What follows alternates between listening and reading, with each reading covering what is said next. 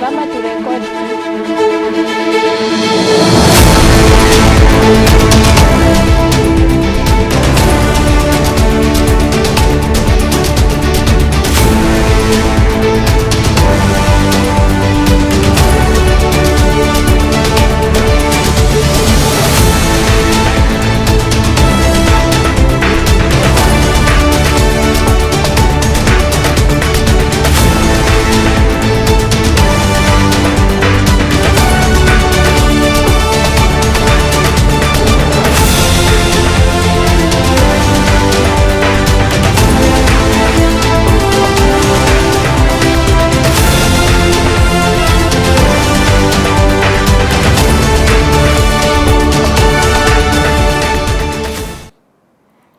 Hello and welcome to today's Catholic Focus News Bulletin. I am Susan Bulemi, and with me on the sign language interpretation desk is Ken Mwangi.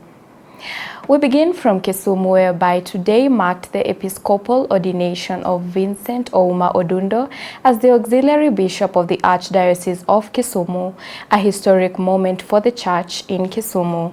During his homily, the Apostolic Nuncio to Kenya, Bart Van Megen, urged him to lead by example, calling on him to be a true shepherd for the people of Kisumu and all Kenyans.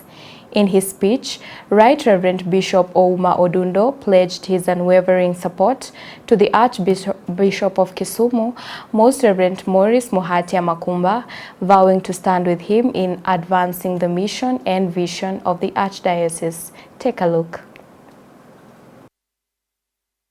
Isn't it to share your bread with the hungry, to bring the poor and homeless into your home, to clothe the naked when you see him, and not to turn away from your own flesh and blood? Yes, then, your light will break forth like the dawn, and your healing will come quickly. Those words of the prophet Isaiah are in line with the title of the Lenten campaign of the KCCB of this year, Building a Just, Peaceful and United Kenya, upholding equity and human dignity.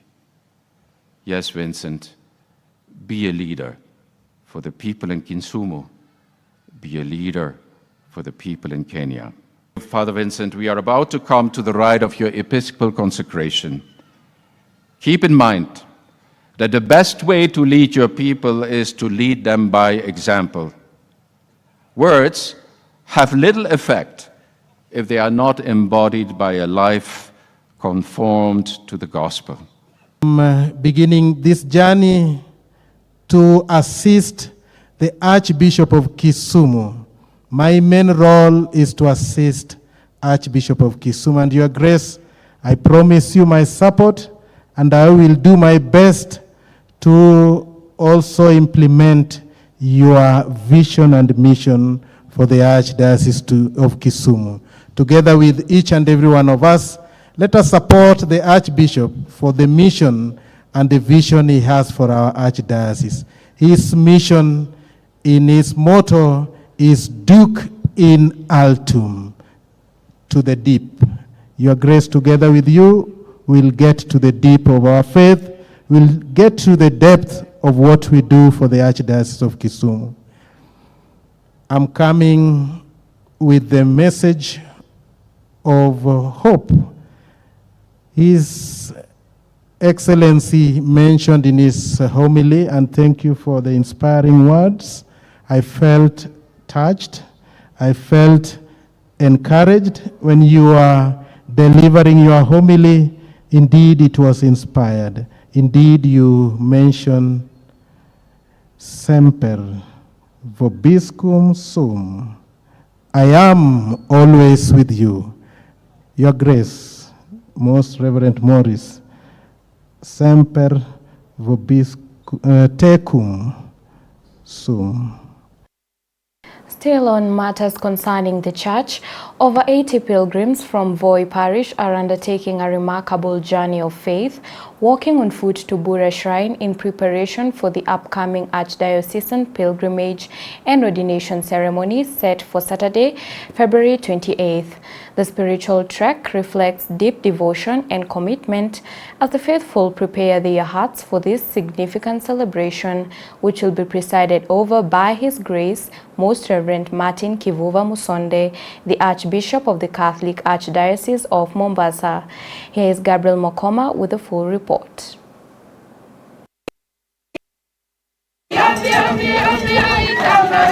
Walking in faith, the pilgrims sing hymns of praise, pray together and recite the Holy Rosary, continuing a long-standing tradition observed during every Archdiocese of Mombasa pilgrimage.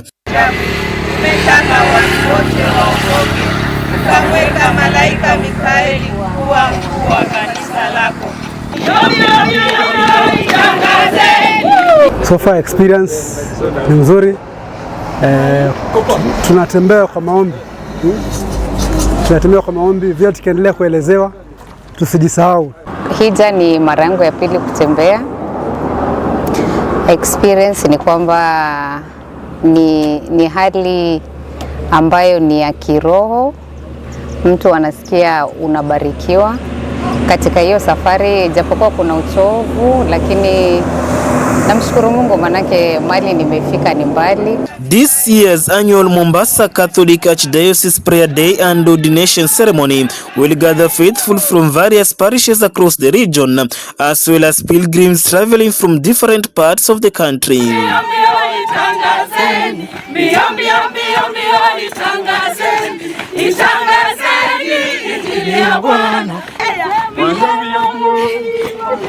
Gabriel Mukoma, Taita Teveta.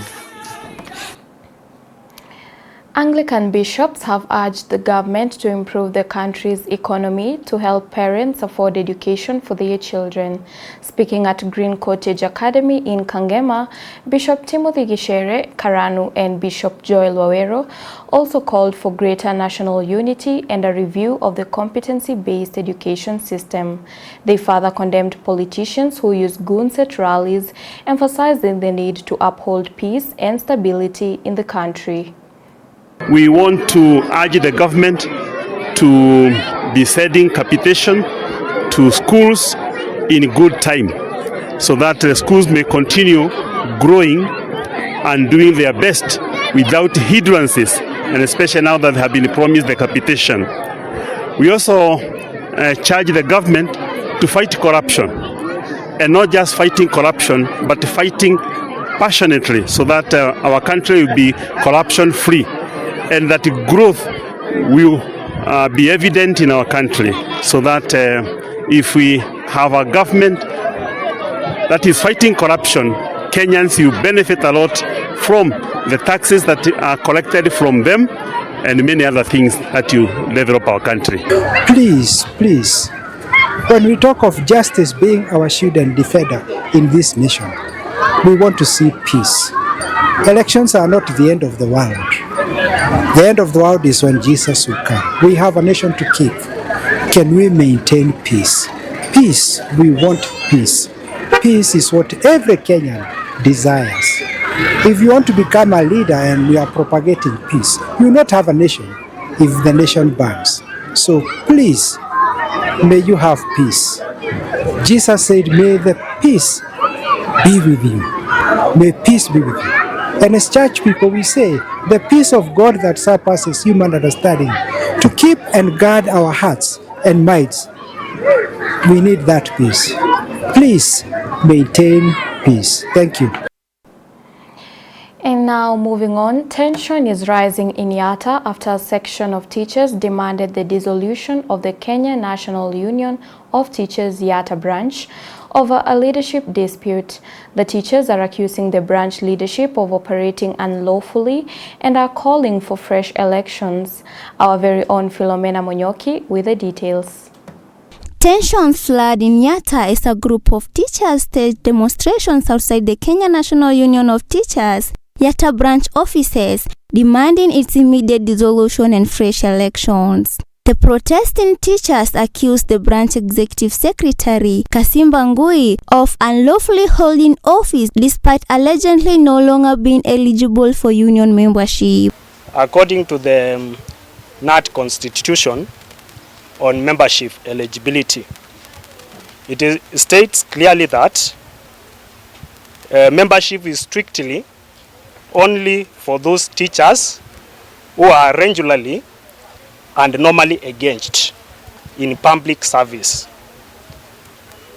The person who is serving as our executive secretary, Mr. Michael Kasimbangui, resigned from the TSC, that is the Teacher Service Commission, in the year 2017 to contest for the Member of Parliament seat.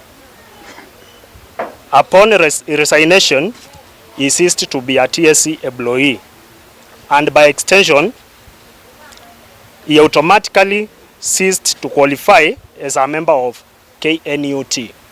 According to the demonstrators, Mr. Ngui resigned from his teaching position in 2017 to contest the Yatta parliamentary seat and has since not returned to active teaching service. They claim his continued stay in office amounts to misappropriation of union resources.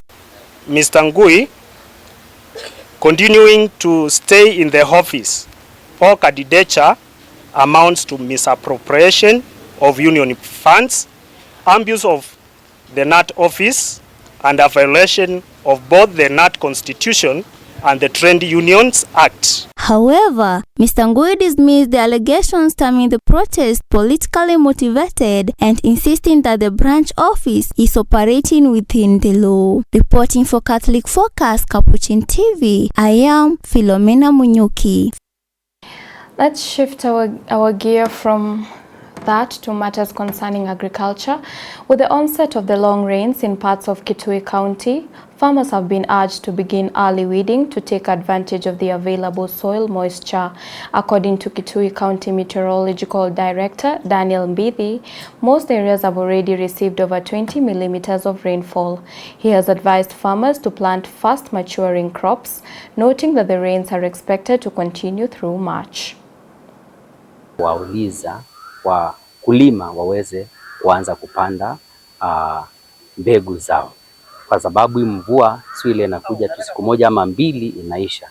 Tukiangalia system zetu za utabiri wa hewa inaonyesha kwamba hii wiki tutakuwa na mvua, hata wiki ijao tutakuwa na vipindi vya mvua kama siku 2-3 kwa kila wiki mpaka ifike tarehe kama 10-12, na hapo ndio tutaweza kupata kipindi cha jua ambacho kwa wakati hatuwezi kusema ni cha muda gani, lakini hatutarajii kikuwe kikubwa ambacho kinaweza fanya hii mimea imemea ikapate kukauka.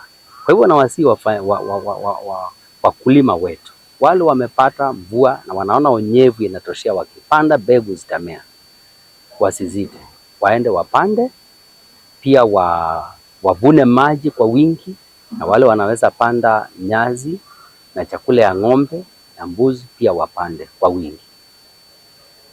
Mimea ile watapanda aina ya mahindi ni ile mahindi tu inaweza machua kwa muda mfupi, na ndengu pia, kuna mtama, kuna mawele na kuna kunde. Ile mimea tu ya kawaida wanapanda, wasio wakabadilisha wakisikia mvua imeanza mapema. Kama kwenu mnapanda mawele, pandeni hiyo mawele kwa wingi. Kama ni kunde, panda hiyo kunde kwa wingi. Kama ni ndengu, panda ndengu kwa wingi. Kama ni mahindi na maharagwe, upande kwa wingi. Sile sehemu tu huwa mnapanda hiyo. As political temperatures rise ahead of the 2027 general elections, youth in Busia County have been urged not to allow themselves to be exploited by politicians to incite violence or engage in cybercrime. Speaking during a civic engagement forum in Busia town, youth leaders led by Julieta Atela, Ras Bashir and Saumu Rajab expressed concern over the growing trend of politicians using young people to cause chaos at political rallies and launch online attacks against opponents, actions they want put their lives and futures at risk. We are encouraging youth to not be threat actors, That means they shouldn't be the ones who post these online harms or attack, especially on women in leadership, youth who are aspiring to vote, but also they shouldn't be used by politicians for their selfish gain, like disrupting political rallies, being used even by the state to disrupt rallies for a small fee. So we are basically encouraging youth to participate in the space with evidence-based, verifiable information and even the content they post, but also encouraging them to go and get a voter registration. Sasa kuna vijana wengi sasa wamekuwa kwa mafunzo hiyo vitu ya fake news, propaganda, social media wa maavoid saizi. Bado kwa wale wachache ambao wanafanya vitu kama hizo, na tunajaribu kuwaleta kwa mkutano kama hizi pia wasome na wajifunze. Na kitu ambacho tunaweza himiza saizi vijana, sio kwa kikundi ambacho kikundi halali, kikundi nzuri, na ufanye vitu ambavyo kitu ya maana. Vitu propaganda kwa mitandao, vitu ya ukabila, kueleza ukabila kwa mitandao tuachane nayo hiyo wakati election. Mafunzo haya tunaanza from known to unknown. Nitaanza kufundisha familia yangu kwanza, niende kwa ile Jamasta group ambayo ilinialika nije hapa, na nikitoka hapa pia bado sitaridhika, nikienda kama misikitini kwenda kuomba. Tumemaliza kuswali, itabidi niwaeke wa mama wenzangu, niwafundishe, wakitoka hapo wakirudi nyumbani pia wakawafundishe watoto wao. Let us work hard so that we may be reaping from our own sweat. Don't expect a governor or an aspiring candidate to call you for 2,000 so that you may go and cause chaos in somebody's organization or in somebody's function. That is wrong and that is illegal. And that story from Busia County brings us to the end of today's Catholic Focus News Bulletin. And once again, congratulations are in order for Right Reverend Bishop Vincent Ouma Odundo on his episcopal ordination as the new auxiliary bishop of the Archdiocese of Kisumu. We do hope the Lord will guide him in this new role that the church has entrusted him with. I am Susan Bulemi, and with me on the sign language interpretation desk has been Ken Mwangi. Until next time, stay safe, be blessed, and remember to always keep it Capuchin TV.